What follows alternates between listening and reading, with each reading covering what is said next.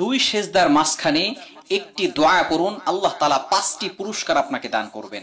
আমরা দুই সেজদার মাঝখানে কোনো দোয়া না পড়লেও হয়, তবে একটি দোয়া আছে, এই দোয়াটা নামাজের ভিতরে আর পড়া হয় না। এই দোয়াটা দুই সেজদার মাঝখানে করলে আল্লাহ তাআলা অ্যাকসেপ্ট করেন, কবুল করেন। দোয়াটি হচ্ছে আল্লাহুম্মা গফিরলি ওয়ারহামনি ওয়ারযুকনি ওয়াহদিনি ওয়াআফিনি। খুবই চমৎকার একটি দোয়া। আল্লাহুম্মা গফিরলি, আল্লাহ আমাকে ক্ষমা করে দাও। আল্লাহ পাক রব্বুল আলামিন এই সময় দোয়া করলে তার দোয়াগুলো কবুল করে নেন। আল্লাহুম্মা গফিরলি, আল্লাহ আমাকে ক্ষমা করে দাও। আল্লাহ তাআলা সাথে সাথে বান্দার গুনাহ খাতাগুলো ক্ষমা করে দেন। ওয়ারহামনি, আল্লাহ আমার উপরে রহম করো। আল্লাহ পাক রব্বুল আলামিন ওই বান্দার প্রতি রহমত বর্ষণ করে দেন। ওয়ারযুকনি, আল্লাহ রিজিকের ব্যবস্থা করে দাও। আল্লাহ রিজিকের ব্যবস্থা করে দেন।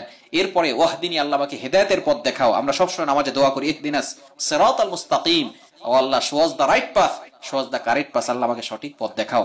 এজন্য ওয়াহদিনি ওয়াআফিনি, আল্লাহ আমাকে তুমি সুস্থতার নিয়ামত দান করো, সকল ধরনের বিপদ আপদ থেকে হেফাজত করো।